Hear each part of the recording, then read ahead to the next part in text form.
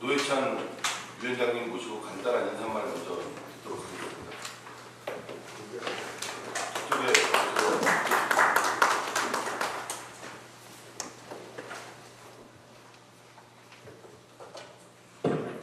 네, 노회찬입니다. 바쁘신 중에 오늘 토론에 와주신 우리 특히 그 발제를 좀 맡아주신 조동훈 교수님, 그리고 또 정성희 민주노동 형주위원장, 신석주 사무총장님, 또 우리 신지혁 세준추위원, 이현주 세준추위원님께 정말 고맙다는 감사 인사를 드립니다. 이 토론은 아시다시피 진보신당의 세준추에서 주최한 노동자 정책 세력화에 관련된 토론회와 북한 문제에 관련된 토론회에 이은 세 번째 토론회이자 사실상 마지막 토론회, 앞으로 더 있을 수도 있겠습니다만 현재 예정된 것으로는 마지막 토론회라고 생각합니다. 앞서 두 토론회가 저녁 시간에 이래서 또 청년들도 좀 그에 참석을 한 반면에 오늘은 낮 시간에 열려서 일반 청년들보다는 대한민국 유수의 언론인 매일노동뉴스, 대자보, 칼라TV를 통해서 이렇게 많이 이제 보도가 될 거니까 참세상, 예. 그래서 참세상도 왔습니다. 죄송합니다. 저는 사실 이 패권주의와 관련된 문제를 권력과 자원을 정당 내부에서 배분하는 문제로만 이렇게 볼 수 없는 게 아닌가 하는 생각을 갖고 있습니다. 그래서 이것은 따라서 당연히 현실적인 해결 방안은 제도로서 표현되어야 되겠지만 제도를 넘어선 문제로 이해하지 않을 때는 제도 운영조차도 소규 효과를 거두기 어렵지 않겠느냐 이렇게 생각이 됩니다. 특히 저는 이 문제의 출발 지점을 80년대 말에 있었던 이른바 사회주의 진영의 어떤 붕괴로부터 비롯되고 있다고 이렇게 생각합니다. 사실 20세기 사회주의라고 부를 수 있는 당시에는 다원주의보다는 민주주의 집중이라는 이름 하에 단일한 생각, 단일한 노선, 단일한 정책이 훨씬 더 강조가 되었다고 보여집니다. 오늘도 그러한 기풍이 남아있는 것도 있지만 대개의 경우에는 이 사회주의 혹은 이 진보정치와 관련해서 근본적인 모색을 하는 단계에 놓여 있는 것이고 근본적인 지향이 같다면 현재의 여러 가지 그 경로에 대한 다양한 생각들은 한 틀에서, 한 조직에서, 한 정당에서 운명을 함께하는 것이 강제되고 또 요구되고 있다고 이렇게 생각합니다. 그렇게 본다면은 궁극적 지향이 같으되 여러 가지가 차이가 있는 다양한 생각들이 또 그 세력들이 그에 기초한 세력들이 하나의 정당에서 어떻게 공존할 수 있을 것인가 대단히 중요한 과제가 아닐 수 없습니다. 도덕윤리적인 어떤 과제가 아니라 그 자체가 운동으로서의 의미를 크게 지니기 때문이라고 보입니다. 그런 점에서 지난 10년의 그 진보정당 과정에서 과연 우리는 그 점에 있어서 어느 정도 성공했는가 혹은 실패했는가 하는 점을 되돌아볼 때 아쉽게도 좋은 평가를 내리기는 어려운 것 같습니다. 이것이야말로 또 어찌 보면 우리의 힘센 사람의 도덕적인 문제가 아니라 전체의 어떤 정치적인 문제라고 생각해요. 한편으로는 리더십의 문제이고 다른 한편으로는 진보정당의 그 운영 방식과 관련된 정치적인 문제이고 철학의 빈곤이고 그리고 노선의 부실이다 이렇게 생각을 합니다. 그런 면에서 오늘 이 토론회가 오랫동안 또 이 문제에 대해서 학계에 계시면서도 정당 내부를 많이 들여다보시고 또 많이 또 연구도 해오신 조동훈 선생님께서 발제를 하시는 데서 기대가 크고요. 좋은 지혜들이 많이 모아지길 기대합니다. 다시 한번 어려운 시간 내주신 여러분들께 감사합니다. 고맙습니다. 네, 감사합니다. 진보신당 세준추위원장이신 노회찬 위원장님의 인사 말씀이 있었고요. 바로 토론에 들어가기 앞서 오늘 참석해 주신 우리 발제자와 토론자분들을 소개시켜드리도록 하겠습니다. 우리 오늘 발제자는 가톨릭대학교 조동문 교수님이 발제를 맡으시겠습니다. 고맙습니다. 그리고 토론자로는 민주노동당 통추위원장이신 정성희 위원장님 모셨습니다.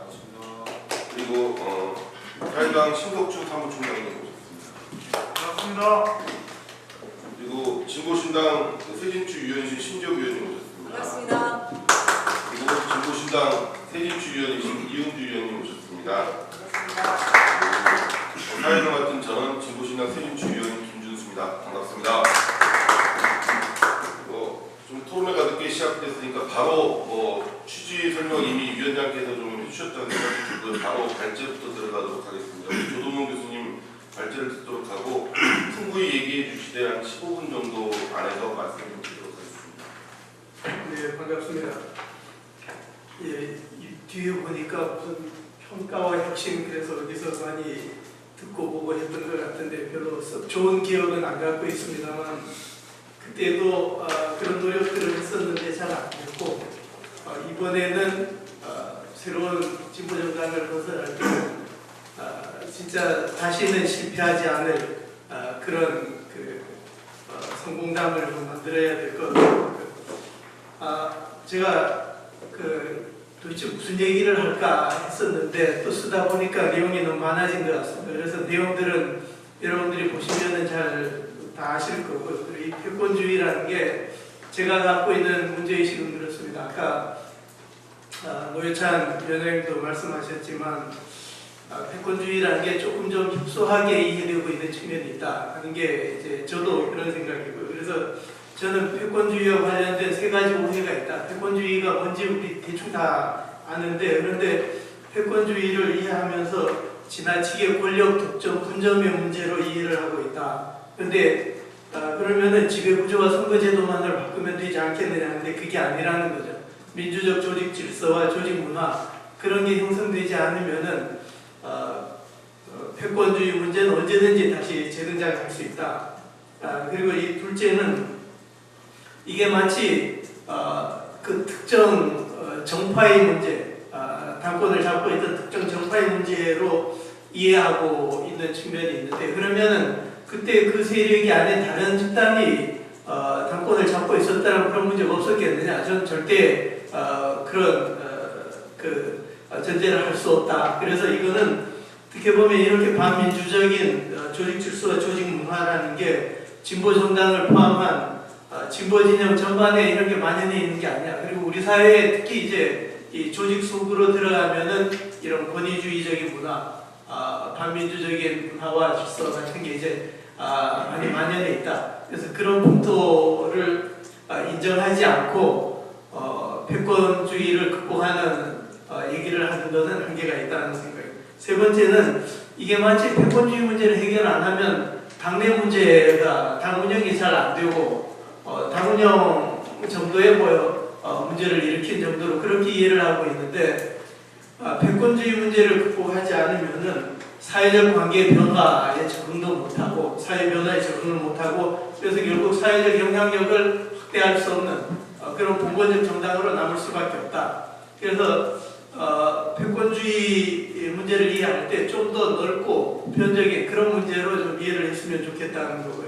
그래서 그 2장에 보면은 패권주의와 사회 변화를 얘기를 하고 있는데 사회적 관계가 이미 많이 변화하고 있다는 거죠. 과거에 비해서는 다수결에서 하위 중심으로 가고 수직적 관계에서 수평적 관계로 가고 의견 대변에서 직접 참여로 변화하고 있는데 이런 변화는 사회운동이나 조직 변화의 변화 추세를 다 형성을 하고 아마 신사회운동이라고 일컬어지고 있는 그런 운동들에 들어가 보면은 대체로 이런 새로운 그 조직 질서로 많이 이행을 하고 있다는 거죠. 그런데 비해서 진보를 주창하고 있는 진보 정당들은 대단히 이런 사회 변화적 추세를 반영하지 못하는 낙후된 권위주의적 질서에 많이 의존하고 있는 측면이 있다. 그래서 이런 것들이 극복되지 않으면은 새로운 세대들이 이런 칙칙하고 권위주의적인 정당에 들어와서 활동을 할 수가 있겠느냐? 전혀 안 맞는다. 그리고 시민들이 볼 때는 어떠냐? 쟤들은 아직도 저렇게 진화를 하지 못한 무슨 봉건 시대 유물 정도로 이제 생각을 할 수 있다는 거죠. 그래서 패권주의 해법 모색을 위해서 이런 점들을 고려해야 되겠다. 근데 그 네 가지를 제가 적었는데, 첫째는 패권주의는 분명 다수파가 권력을 독점하고 소수파 의견이나 당원들의 다양한 의견을 대변하지 못하는 그런 측면이 있다. 그런 면에서는 패권주의를 극복하기 위해서는 지배구조나 선거제도의 적절한 제도의 수립이 필요하다. 이건 인정하죠. 그러나 그거의 전부가 아니라, 둘째는 패권 행사의 주체는 개인이 아니라는 거죠.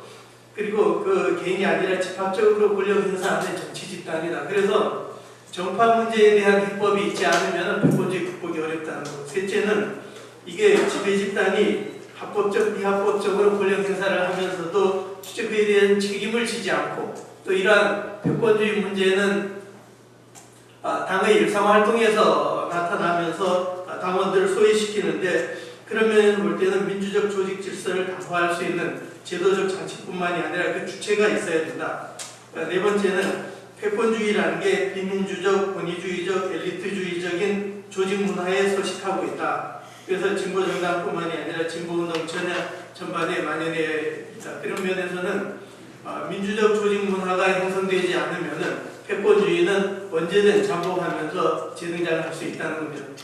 그래서 새로운 진보정당 건설과 관련해서 패권주의 극복을 위해서 각 당에서 제시한 방안들을 보면은 대체로 그 많은 부분에서 의견 수렴이 많이 되고 있는 것 같습니다. 특히 뭐 지배구조나 선거제도에 뿐만이 아니라 정파 문제나 합의정신도 강조하고 이런 건 다 좋은데, 여기도 보면은 우선 출발점으로선 뭐 대단히 고무적인 거 분명합니다. 상당히 중요한 부분에서 의견의 일치를 보고 있고, 그러나 여전히 권력 분점, 득점의 문제에 초점이 맞춰져 있고, 그 다음은 정파의 문제에 대해서 조금 신경을 쓰고 있는 것 같고요. 그 다음 조직 질서나 조직 문화에 대해서는 별로 언급이 없고 그렇다.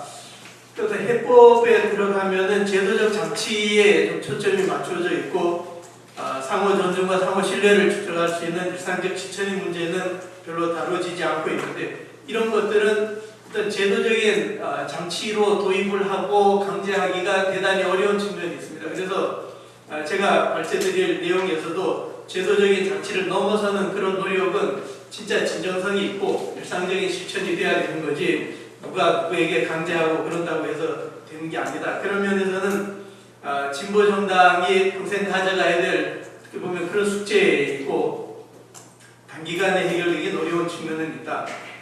그 다음 3장에서 제가 구체적인 이제 제도적 장치들에 대한 논의를 하고 있습니다. 첫째, 지배구조 및 선거제도는 대체로 지금 특히 뭐 민주노동당과 진보신당 경우에 많이 의견이 수렴하고 있는 것 같은데요.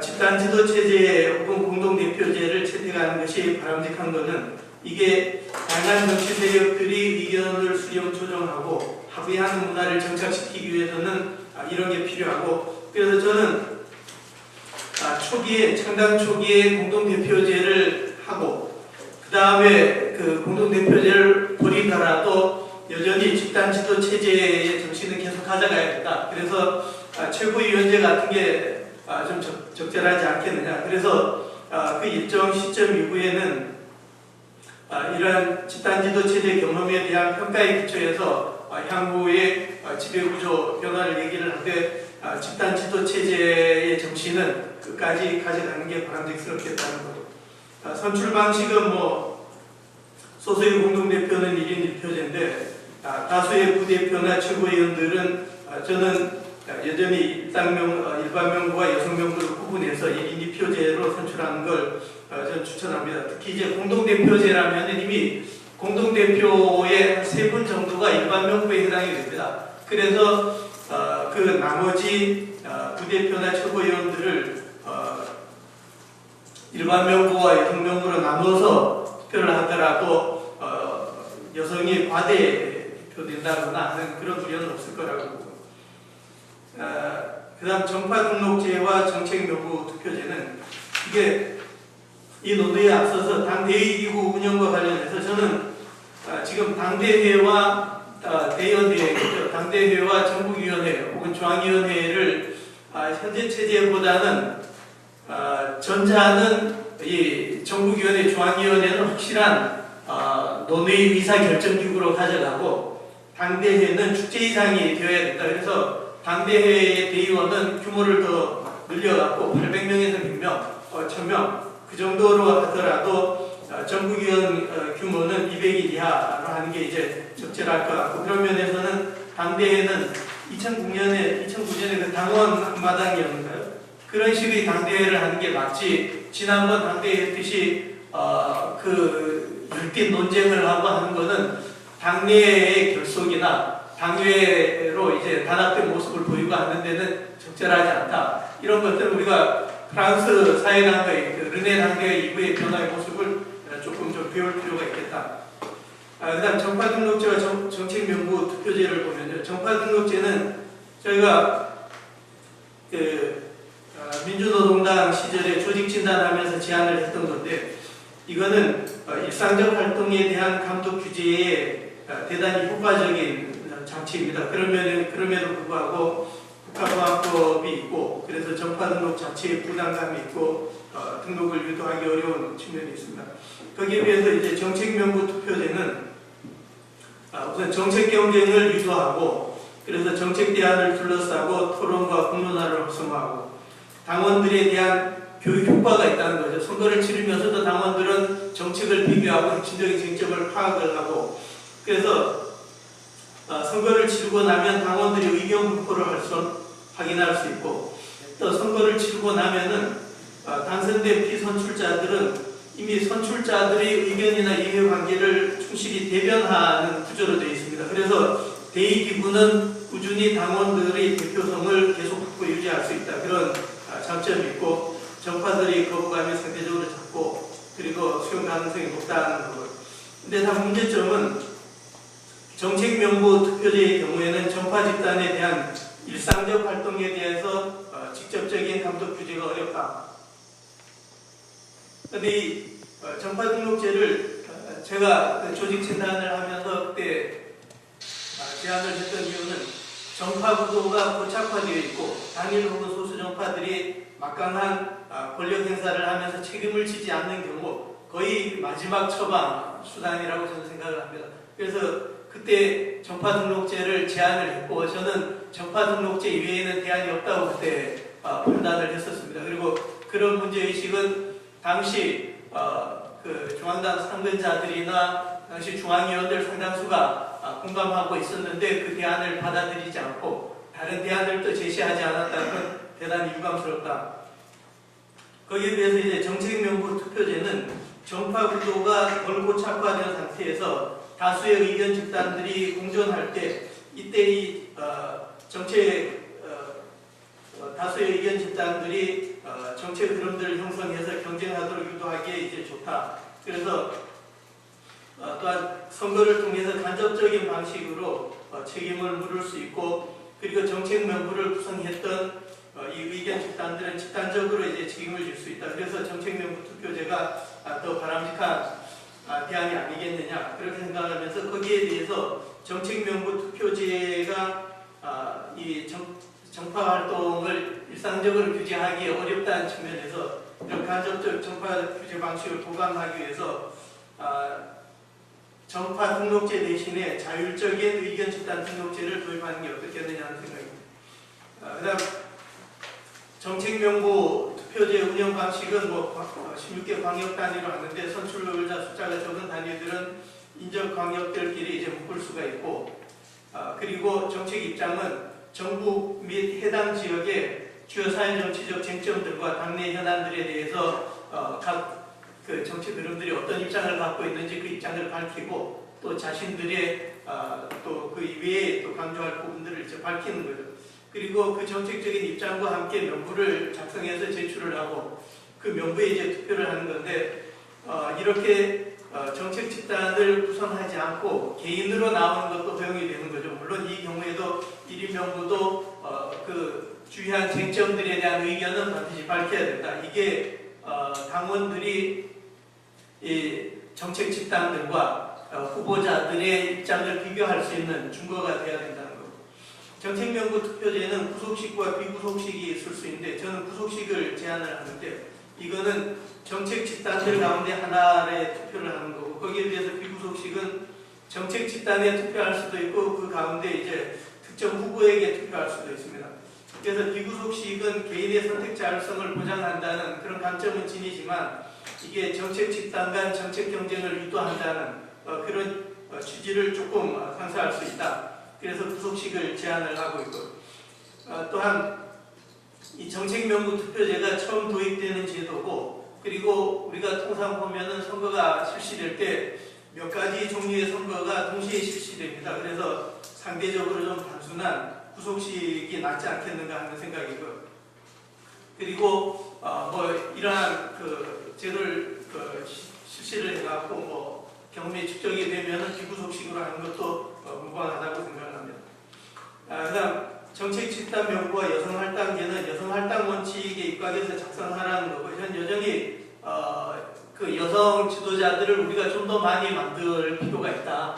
그래서 지금 현재 역량에 기초해서 평가를 하기보다는 그 잠재적인 역량과 잠재적인 호소력, 시민들에 대한 호소력 그 부분을 우리가 좀 신경 써야 되지 않냐. 그래서 좀 멀리 보고 여성 할당은 지금 계속 가져가는 게 좋지 않겠느냐 하는 생각인데 그런데 지금 양당에서 내놓은 거 보면은 그게 좀 아닌 것 같더라고요. 그 부분에서 조금 하여튼 다른데 근데 구체적인 할당 방식은 제가 그게 얘기를 하지 않았는데 이거는 선출 단위를 어떻게 하고 선출자 총수가 몇 명 정도고 거기에 따라서 또 구속식이냐 비구속식이냐를 확정한 다음에 할당 원칙을 제시하는 게 좋을 것 같습니다. 그런데 선출자 숫자가 적은 단위에서 구속식 정책명부 투표제를 하면서 여성 후보 1번 배치를 감내하면은 나중에 당선되는 위원들은 전부 여성 위원들만 당선이 될 수도 있다는 거죠. 그래서 이런 다른 부분들이 결정이 되면서 이걸 함께 고려해야 되겠다. 그다음 기타 선거제도 관련된 제안들의 문제점에 대해서 조금 적고 있는데 두 번째가 소선거구 다수대표제와 정책명부 투표제 혼합형. 이게 제가 이해하기로는 지금 양당이 오늘 여기 나와 있는 자료에 보면은 정책명부 할당제라는 게 이거 비슷한 거 아닌가 하는 생각이 드는데 근데 이거는 제가 얘기하듯이 광역 단위 아니면은 인접 광역 단위를 묶어서 할 경우에 후보자 숫자가 많지 않아 갖고 이렇게 혼합형은 현실적인 대안이 되기 어렵다는 거고요. 그런데 지금 양당이 아마 생각하고 있는 건 전국을 하나의 선출 단위로 설정하는 것 같은데 이거는 조금 좀 바람직스럽지 못한 측면이 있는 거 아닌가 그런 생각을 우려를 조금 하게 되는데 지역별로 당원의 구성이나 사회정치적 쟁점들의 상당한 차이가 있습니다. 예컨대 울산과 서울 그러면 당원 구성도 다르고 그 사회의 쟁점들도 다릅니다. 그래서 진보정당이 지금 지역에 제대로 뿌리 내리지 못하고 있는데 전국 단일 선거구로 선출을 하게 되면 전국적인 쟁점에 묻혀서 지역의 그 쟁점들이 감춰질 수가 있고 이 각 지역 단위에서는 진보 정당들이 지역 구성을 어떻게 하고 지역 내 단세를 어떻게 확정할 것인가 하는 게 중요한 쟁점으로 이제 돼야 됩니다. 선거 쟁점이 돼야 되는데 그런 것들이 이제 묻힐 수가 있고 어떤 선거들 보면은 제가 보면은 이게 기초의원 선거인지 대통령 선거인지 모를 정도로 공약이 구분이 안 가는 측면들이 많았고 지금은 조금 더 나아지고 있지만 여전히 우리는 좀 적극적인 밀착형 지역 활동을 해야 되지 않겠느냐. 그러려면은 해당 지역의 쟁점들에 대한 감수성도 키우고 구체적인 대안을 제시해야 될 것 같다. 그래서 그런 면에서는 전국을 하나로 묶는 것은 조금 위험하고 특히 전국적인 정파 형성을 유도할 위험성이 커진다. 이거는 민주노총의 이런 전국적인 정파가 등장하게 된 계기가 이제 아마 이런 전국적인 선거 큰 기여를 한 거 아닌가. 그게 이제 노사정과 결부되면서 그때 이런 부정적인 결과도 가져올 위험이 있다는 생각입니다. 그 다음 자율적 의견 집단 등록제는 시간이 그래 이렇게 훌륭하신 사회자인 줄 알았으면 제가 좀 시간을 더 쓸 건데 사람 보는 눈이 없어서 자율적 의견 집단 등록제는요 이게 정파 등록제를 생각하시면 되고 거기에서 자율적이다 등록을. 그래서 정파 등록제는 우선 국보위가 하는 그런 것 같았습니다. 그때 조직 진단하면서 제가 제안했던 것도 굉장히 강제적인 거고 당시로 볼 때는 부정적 제재 중심의 그런 규제 방식이라고 볼 수 있겠는데 거기에 비해서 자율적 의견 집단 등록제는 강제하지 않으면서 긍정적 인센티브를 준다는 거죠. 그래서 의견 집단들이 모범적 활동으로 당원들을 감동시키면은 그 영향력이 강화되고 그리고 이 의견 집단이나 과거 민주노동당 때도 그랬습니다. 분당 전에 정파에 대해서 정파의 실제 역할보다는 훨씬 더 부정적으로 평가를 하더라고요. 그래서 예컨대 정파들의 주요한 기여하는 점이 쟁점들을 명료화하는 겁니다. 그런데 그 부분에 대해서도 당원들의 평가가 굉장히 부정적이고 냉소적이었습니다. 이게 의미하는 바가 뭐냐?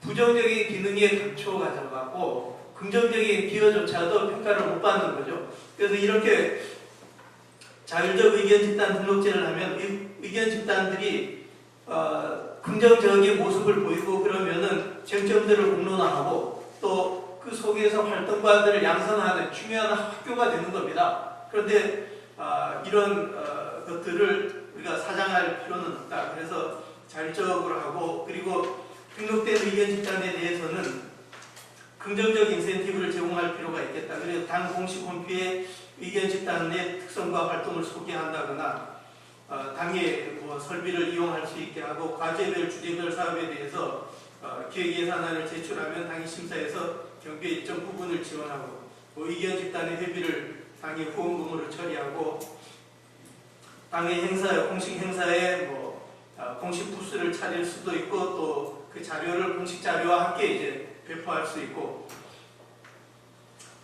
그리고 이런 의견 집단에 대한 공고 사항은 해당 의견 집단은 당직 공직에 출마한 소속 후보자들의 명단을 공개하고 그리고 해당 당직 공직자들이 활동에 대해서 공동의 정치적 도덕적 책임을 져라. 이거는 지지 말라 그래도 그런 책임을 스스로 질 거라는 거죠. 그래서 의견 집단 정파 소환제 같은 걸 해서 자기들이 판단해서 자기들이 선거에 임할 때의 그 입장을 제대로 반영을 못한다거나 아니면 자기들의 원칙을 위배하는 그런 행동을 했다. 그랬을 때는 스스로 소환을 해라. 그럼으로써 이제 자정 기능을 수행을 하라는 거죠. 민주노총에서 한때 이런 게 있었는데 전국회의에서 그랬던 것 같은데 자기 조직 출신이 그 당내 주요한 그 민주노총 내 주요한 직책을 수행하고 있었는데 문제가 있으니까 스스로 소환한 적이 있습니다. 그래서 저는 그런 것들은 왜 당에서는 못하냐 하는 거고요. 마지막으로 제일 골치 아픈 게 민주적 조직 질서와 민주적 조직 문화 문제입니다. 이게 제도적으로 강제하기 참 어려운 측면이 있고 그래서 좀 골치 아프지만 어쨌든 부족하지만 제 얘기를 썼습니다. 그래서 여기에 대해서 앞으로 이런 부분들이 좀 더 우리가 같이 고민을 공유하고 조금 더 나은 대안들을 모으고 그래야 되지 않을까 생각해서 부족하지만 의견을 적었습니다. 먼저 집행기구나 당기 같은 당의 공식기구들이 일정한 역할을 하는 건 너무도 당연한 거고요. 그리고 당직 공직 후보자 추천인 제도를 활용을 해서 추천인들이 함께 자기들이 추천한 그 당직자, 공직자에 대해서 책임을 지게 하는 거죠. 그리고 민주적 조직 질서의 지킴이라는 것은 감시자를 감시를 하는 그런 공식기구 밖의 존재가 필요하다. 그래서 논문을 제가 적었는데 위반자는 삼족을 멸한다. 삼족이 어디인지 모르겠지만 하여튼 찾아서 멸해야 된다는 생각입니다. 그래서 감시자를 위반자가 두려워해야 하는데 지금까지는 그런 구도가 형성이 된 적이 없습니다.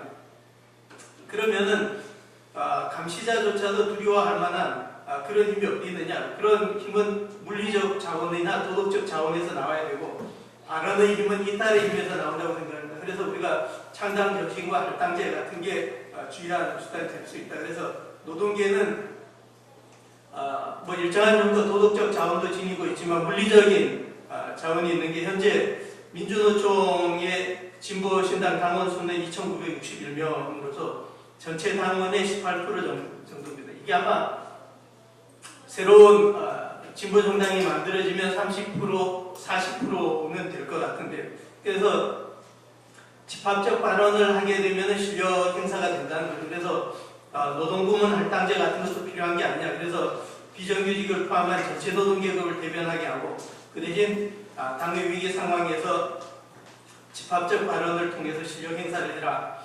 이 점에서는 민주노동당 분당 국면에서 보여줬던 민주노총과 노동부문 할당 인사들의 역할은 대단히 정파적인 활동이었죠. 그런데 그때 잘못했으니까 앞으로 이런 걸 하지 마라 라는 건 아닌 것 같고, 그걸 반면교사로 삼아갖고 노동계에게 제대로 된 역할을 할 수 있게 기회를 준 게 좋지 않겠느냐.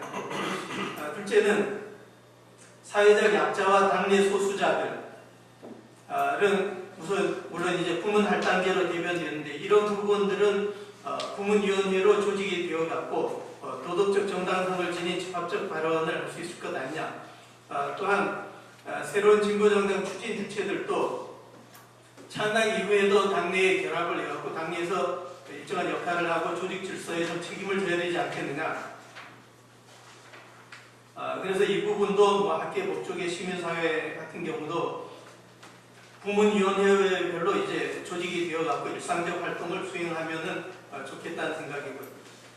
무엇보다도 가장 중요한 민주적 조직 질서와 민주적 조직 문화를 위한 최고의 버팀돌은 당원들의 적극적인 당활동 참여입니다. 그래서 당원들이 도덕적 정서적으로 응징하는 게 가장 효과적이고, 그러게 되면은 당원을 두려워하게 되고, 그러면 개가 주인을 무는 일은 절대 일어나지 않을 거다 하는 그런 얘기입니다.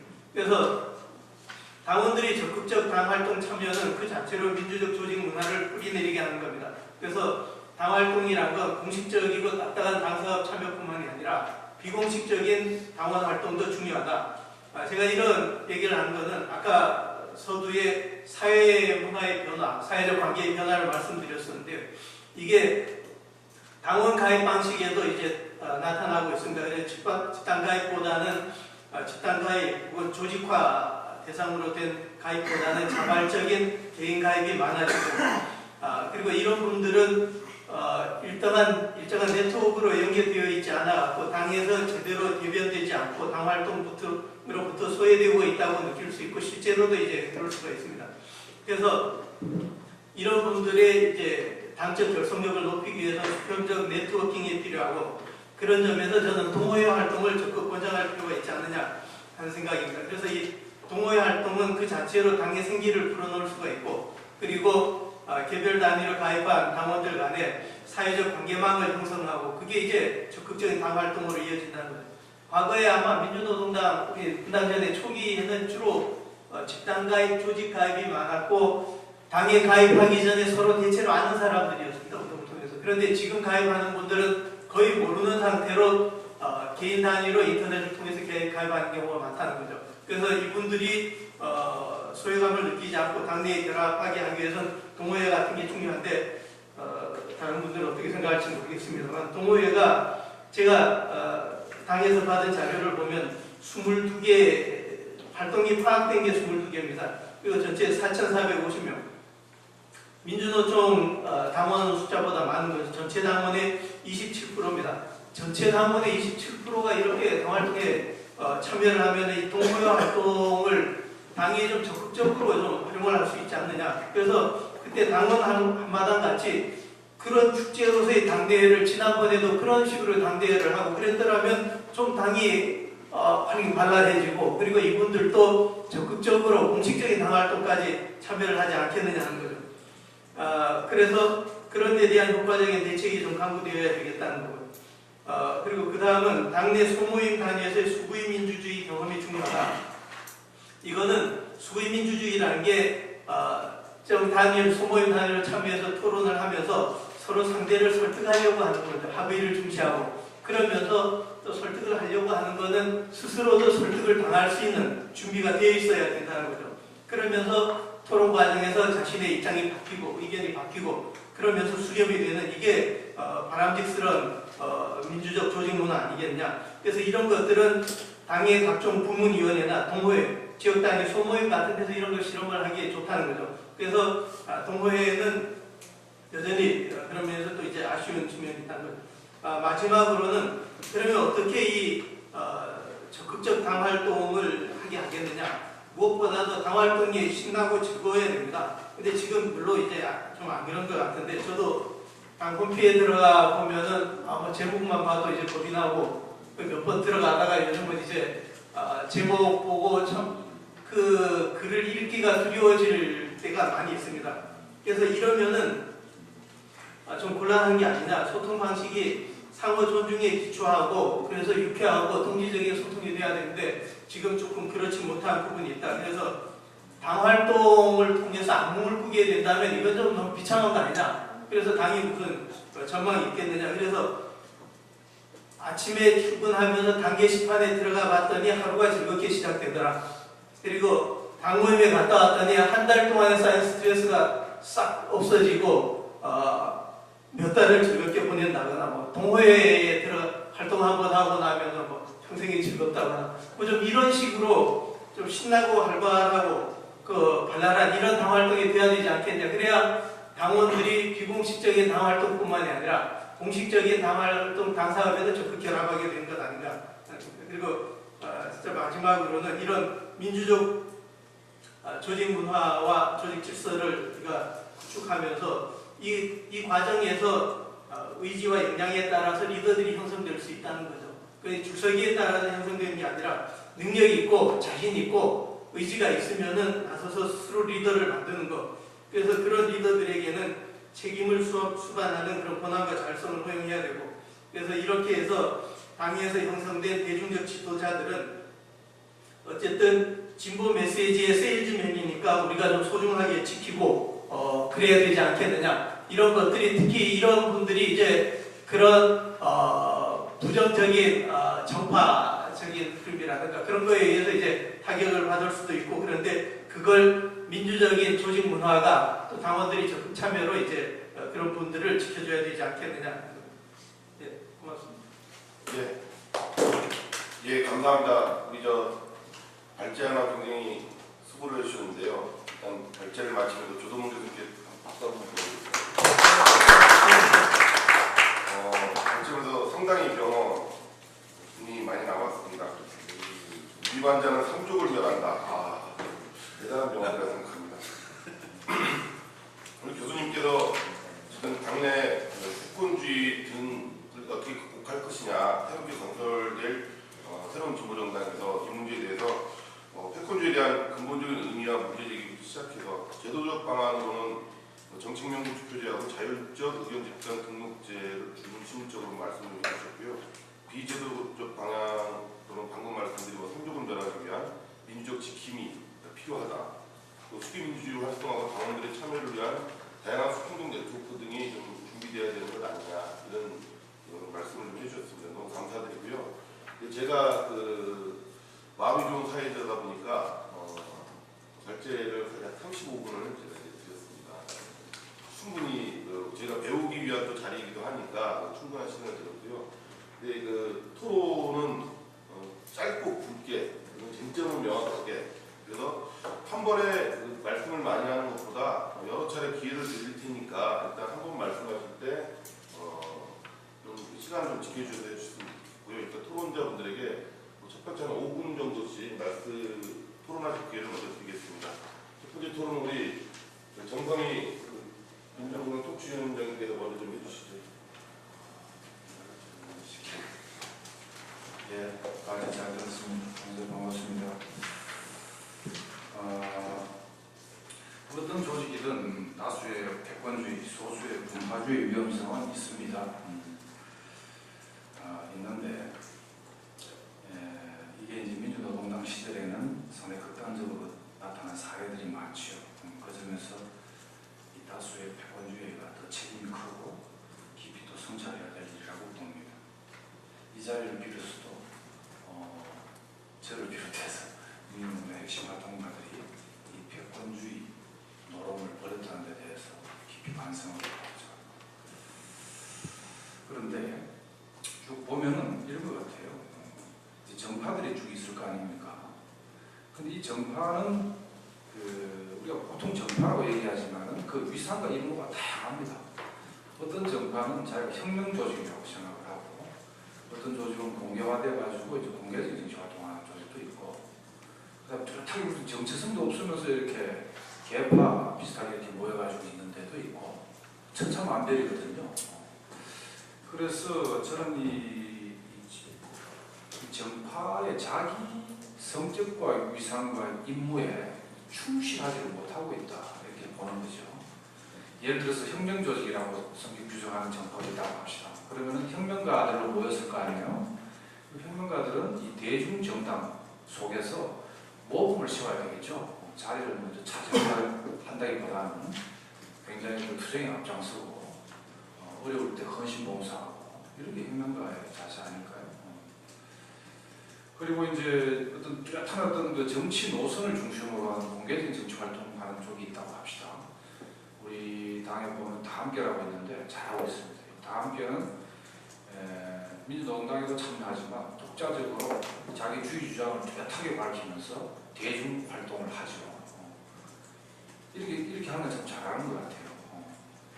그러면서도 이제 자기 주장을, 자기 노선을 더 잘하기 위해서 당의 주요한 직책을 참여할 수도 있겠죠. 이제 그런 활동이 있어야 되는데, 대체로 지금 이제 우리가 보는 이 정파들은 다양한 정파가 자기 목적으로 이상을 뚜렷하게 가지면서 또 그 구성원들이 가져야 할 그 자세와 태도가 그 조직의 위상에 걸맞게 잘 가다듬어지지는 않고 있다. 그것에 반영해서 주로 선거 때 이제 모여가지고 노동조합도 그렇고 지금 지보정당 안에서도 주로 선거 앞두고 모여가지고 또 중앙위원회나 대의원대 앞줘가지고 어떤 사안을 표결 처리할 때 위기투합해서 밀어제기는 이런 것을 위주로 하지 않았나 하는 생각이 들고요. 두 번째로는 조직 사상, 조직 관념의 문제이기도 한 것 같아요. 아까 조동문 선생님 얘기했듯이 20세기에 뭐 전위정당이든 대응정당이든 주로 민주집중제를 많이 강조를 했습니다. 그런데 21세기에는 주로 조직 구성원들의 그 자주성, 자발성을 끌어올리는 것을 바탕으로 해서 민주주의 원리와 통일 집중의 원리를 적절하게 결합을 해서 잘 운영하지 않으면은 100% 관료주의, 권위주의, 패권주의가 된다고 생각합니다. 그렇다고 해서 당인데 명색이 전위당이 아니고 합헌정당이라 하더라도 당인데 이게 또 무슨 불합부나 아니면 연대연합체가 아니란 말이죠. 그래서 무한정 자유주의를 허용할 수는 없습니다. 그래서 민주주의와 자유주의는 분명히 엄격하게 구분을 해야 되고, 그런데 과거에 이제 주로 레닌의 그 교과서에 따라서 민주집중제, 민주주의 중앙집권제 이런 걸 그게 이제 이렇게 충분히 말로는 극복했다고 하지만 조직 문화로서 극복하지 못한 그런 반응이다 이런 생각이 들고요. 또 하나는 소통의 부재입니다. 정치 노선이나 정치 사상이 좀 다르면 안 만난다 이거예요. 만나 술도 먹고 밥도 먹고 등산도 가고 그런 과정에서 상대방의 진정성을 확인하면 서로 신뢰가 생기는데 단절시켜왔다. 이런 것들이 이제 패권주의, 분파주의로 이렇게 나타나지 않았나 싶고, 저희들은 이제 요번 적어도 이 패권주의, 민주적 이 당 운영에 관한 한 좀 제대로 된 자세 그리고 제도적 방안을 갖추기 위해서 굉장히 열려있는 이런 자세로 임하고 있다고 스스로 이렇게 생각을 하고 있습니다.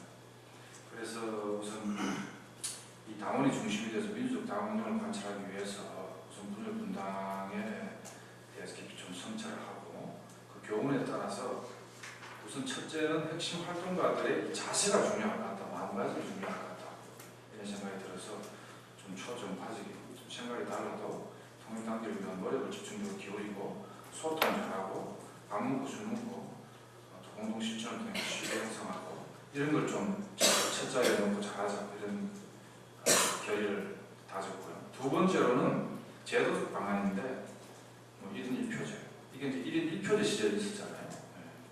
그게 상당히 문제였습니다. 그래서 지금 1인 1표제는 아마 지금 진보신당에서 적용하지 않고 계실 텐데 저희들이 이제 해봤어요. 해보니까 괜찮더라고요. 소수파인 정선이 같은 사람도 이제 최고위원이 되고 그래서 1인 1표제를 통해서 지도부 선출을 하고, 또 2012년 대선까지는 공동대표제를 이렇게 운영을 하고, 또 매사 이제 당론을 결정할 때 최대한 합의제를 존중해서 이렇게 하고, 전원 합의제를 매사 한다 이렇게 되어버리면 한 사람이라도 반대하면 또 당론은 못 결정해서 당이 당답게 이렇게 움직일 수가 없습니다. 그렇기 때문에 우리가 합의제 운영을 존중해서 운영을 하자.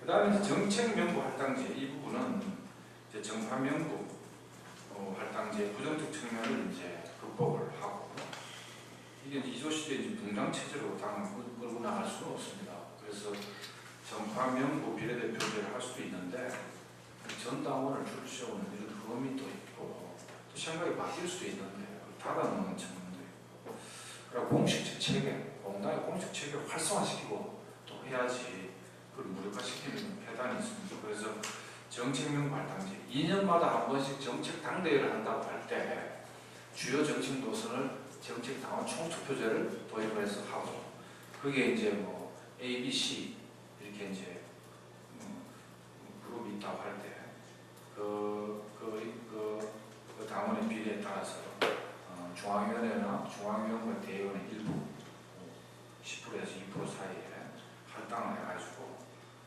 그들을 대표하는 분들이 대기부에 참여해서 이렇게 당론을 결정할 수도 이렇게 하는 게 어떨까.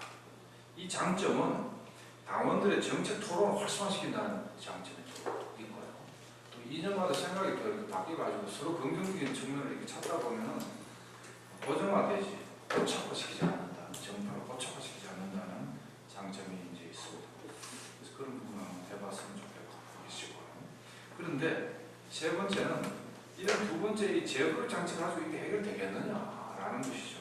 그래서 세 번째로는 구조적으로 이 노동자분 및 특히 노동 쪽에 당원들이 대거 입당해서 대중정당화를 실현해야 된다. 근데 대중정당화 실현하기 위해서 10만, 20만 당원만 하면은 극복되느냐? 안 된다. 또 대성화될 것이다. 정파에서 단련된 선수들한테 또 대성화될 것이다. 그래서 노동조합 운동, 농민의 대중조직에서 훈련된 간부들이 정치 간부로 전환돼야 됩니다. 그래서 지구당 위원장도 하고 도당 위원장도 하고 총선 대선 후보가 나와가지고 당에 상당히 그 중심을 형성을 하면 정파의 부정적 측면을 많이 극복할 것이다. 왜 이제 대중조직에서 훈련된 대중조직 간부가 정치 간부가 돼야 되냐면은 이 정파에서 단련된 사람하고 이 스타일이 좀 달라요. 저도 한 30년 운동을 이렇게 쭉 해보면서 노동조합 운동도 해봤고 전선운동도 해봤고 민주노총도 있어봤고 당운동도 해봤거든요. 쭉 해보면서 공통적으로 느끼는 거는 정파는 아무래도 생각이 비슷한 사람끼리 보이니까 일사불란해요. 아 하면 오고 그러니까 생각이 다양한 사람들하고 끈들게 토론하고 모아가고 이렇게 훈련되지 못해요. 그런데 노동조합 해보면은 천차만별입니다. 속성은 문드러져요. 사측은 암대로 가죠. 대의원대는 여소야대가 말 안 듣죠. 조합원들은 뭘 빨리 요구를 하죠. 이 과정에서 그걸 모아나가는 이 훈련을 받는다. 그래서 민주주의 정치 훈련을 가장 우수하게 받은 사람이 지금 민주노동운동 출신들입니다. 그래서 이분들이 어떻게든 간에 정치 간부가 많이 나와야 된다. 근데 그건 가로막고 있는 요인이 많아요. 우선 생활이 안 된다. 그리고 하고 싶어도 생활이 안 된다. 전임이 보장 안 된다. 뭐 여러 가지 제약 조건도 있죠. 근데 그게 다 그럼 회복될 때까지 기다릴 것이냐. 이제 결단할 사람 결단하자. 이런 얘기를 좀 하고 싶고 그것이 제2의 노동자 정치 제도화 과정에서 반드시 실현되지 않으면 앞에 뭐 마음가짐 잘하자, 제도적 장치 잘하자 해봐야 또 이게 위험성이 있지 않겠나 이런 걱정을 해봅니다. 예, 거기까지. 예, 감사드립니다. 우리 정동희 통치위원장께서 극복 방안으로 한 3가지 정도 말씀하셨던 것 같아요.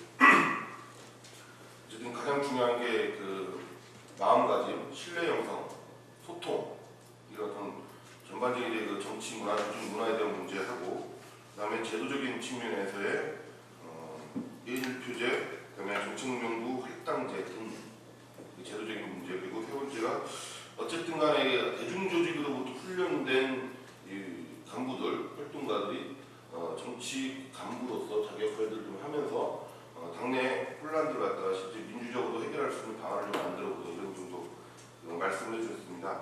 감사드리고 10분 시간을 쓰셨는데 웬만하면 그 다른 토론자분들께서는 좀 시간을 좀 압축적으로 해주시기 부탁드리고요.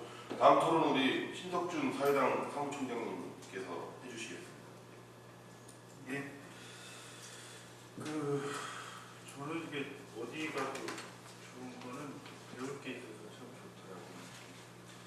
이제 패권주의 문제에 관해서 사실은 이제 저는 이제 새지부 정당 실제로 굉장히 중요하고 관건적인 문제다 이렇게 생각하는데 사실은 이게 이제 그 많은 토론이나 이렇게 못 되고 있다고 생각이 좀 들고요.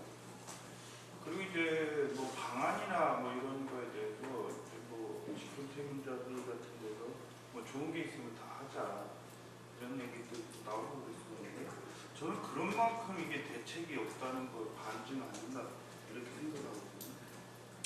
그리고 지금 논의되는 패권주의 문제는 사실은 좀 특수한 문제라고 저는 생각이 들어요. 그러니까 새로운 진보 정당을 만들 건데 어떤 정당을 만들 거냐 이런 문제라고 보기 때문에 근데 이제 또 해결 방안은 상당히 좀 일반적인 거 아니냐 이런 생각이 들고 있고요. 그래서 이제 분명히 존재하는 어떤 정치 세력 간의 관계를 어떻게 해결할 것인가 이 문제라고 새로 그 정당에 참여하는 분들 아니면 참여할 분들을 위한 거를 얼마나 더 열어놓을 것이냐 이 문제라고 봅니다. 어쨌든 제일 중요한 거는 그런 것 같아요. 이렇게 특별하게 신경을 써야만 해결되는 문제인데 이게 제가 볼 때는 아마 이게 뭐 박동근 선생님도 아까 좀 말씀하신 것 같은데 사실 평소에는 별 신경을 쓰거나 뭐 이렇게 힘을 기울이거나 이러지 않는 것 같아요. 그냥 하여간 때만 되면 이제 뭔가 하여간 논의를 할 때만 되면 이게 앞에서 이처럼 껴들기 때문에 그 문제가 좀 해결이 안 되는 거 아니냐 이런 생각이 좀 듭니다. 그런데 뭐 패권주의가 왜 문제냐 이거에 대해서는 뭐 여러 지적이 있기 때문에 저는 진보정당 혹은 진보정치 그 존립의 문제라고 생각을 해요. 왜냐하면 이게 정치 일반에서 보통 그 사람들이 이제 보통 한국 국민들이 뭐 보통 뭐 많을 때는 뭐 한 60% 정도 되고 적을 때도 40% 밑으로 떨어지는 적이 없는 게 지지정당이 없다 뭐 이런 건데요. 정치라는 게 보통 그렇게 생각하세요. 그 가까운 저희 부모님이나 이런 분들도 그냥 해먹을 사람끼리 알아서 다 해먹는 거다. 그리고 뭐 예를 들면 제가 이제 진보정당이라고 한다고 그러니까 돌아오는 말씀은 뭐냐면 니들이 그 자리 가면 안 그럴 거 같냐 뭐 이런 말씀 많이 듣습니다. 많이 듣고 그래서 이제 진보정치 존립의 문제라고 하는 것은 정치 일반에 대해서 국민들이 그런 실망감을 가지고 있기 때문에 저는 진보정당이 지금 뭐 어려운 처지에 있기도 한데 굉장히 희망을 주고 이랬던 이유는 그거라고 봅니다. 그러니까 뭐 예를 들면 뭐 가진 거 없는 사람들의 의견이 보장이 되고 예를 들면 뭐 요즘 유행하는 말로 스펙이 별로 안 되는 사람도 중요한 그 의사결정을 할 때 그런 영향을 미친다. 이런 것이 진보정당 성공의 요소였다고 보고요. 그런 행들이 상당히 좀 떨어졌기 때문에 지금 그게 문제 아니냐 저는 생각이 들고요. 진보정당을 한다는 게 결국은 세상을 바꾸겠다는 건데 이게 당내 민주주의조차 보장이 안 되면은 사실은 당의 존립은 보다도 그 애초에 생긴 목적이 달성이 안 되기 때문에 반드시 해소가 돼야 된다 이런 생각이 듭니다. 그리고 이제 그 이명박 정부 들어서서 이제 그 다음 얘기를 한번 드리면 가장 크게 문제가 되는 것이 이게 전혀 국민하고 소통을 안 하는 정부다. 그리고 두 번째는 자기가 이제 선거에서 이겨서 대통령이 됐으니까 국민들이 좀 따라줘야지 왜 말을 안 듣느냐 이런 식의 태도거든요. 근데 이제 같은 어떤 그 논리 구조나 언어 구사가 되고 진보 운동에도 좀 되고 있다 그런 생각이 들고 그래서 이제 결국에는 그 저는 뭐 그 신뢰와 믿음 이런 거 중요하다고 말씀하는데 결국엔 이 마음이라고 하는 믿음이라고 하는 거를 얼마나 제도화할 수 있느냐 이게 능력이라고 보거든요. 사실은 그 마음을 그냥 알아서 서로 다 맞출 수 있으면 좋은데 그게는 할 수가 없는 거잖아요. 그리고 이제 만일에 이제 그것이 가능하다고 하면 그것이 과연 바람직한 세상인지 잘 모르겠습니다. 그래서 이제 결국에는 이런 어떤 그 독점라든가 아니면 새로운 사회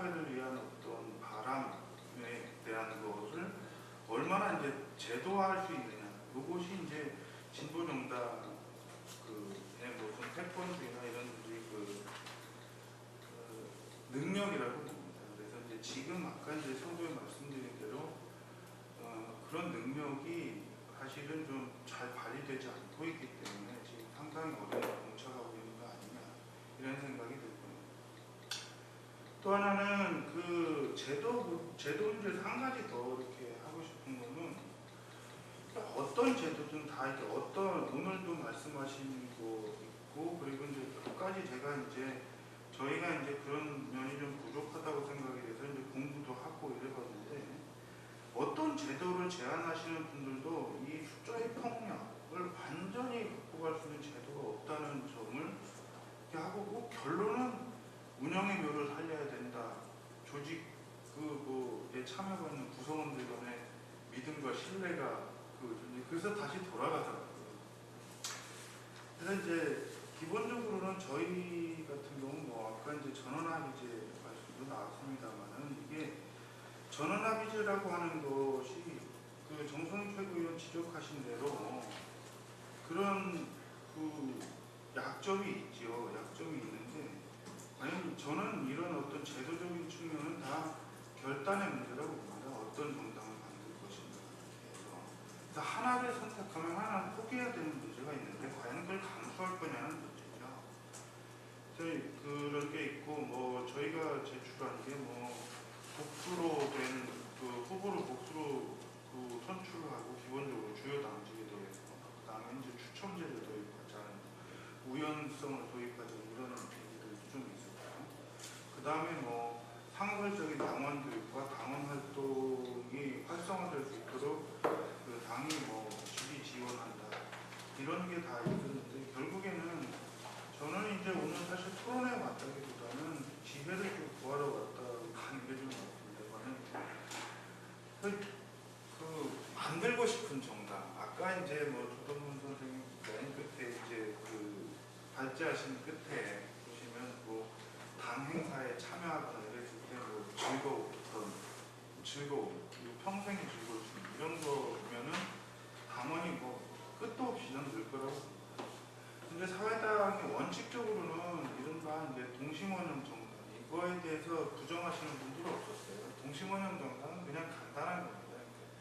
당 지도부하고 당원들 사이의 거리가 이제 똑같은 거죠. 그래서 각 당원들의 개인이 가진 인적 네트워크 이런 것이 그대로 당의 힘으로 이제 잘할 수 있는 그런 정당이고 이제 타원형 정당이라고 하는 것은 당 지도부와 거리가 가까운 참모라든지 어떤 정파들이라든지 그렇게 되면 이 사람들의 의견만 반영이 되면 정당이 계속 그쪽만 커진다는 거죠. 결국에는 당원들의 의사나 뭐 힘 이런 게 반영이 되지 않으면 그쪽은 계속 줄어들게 되는 거예요.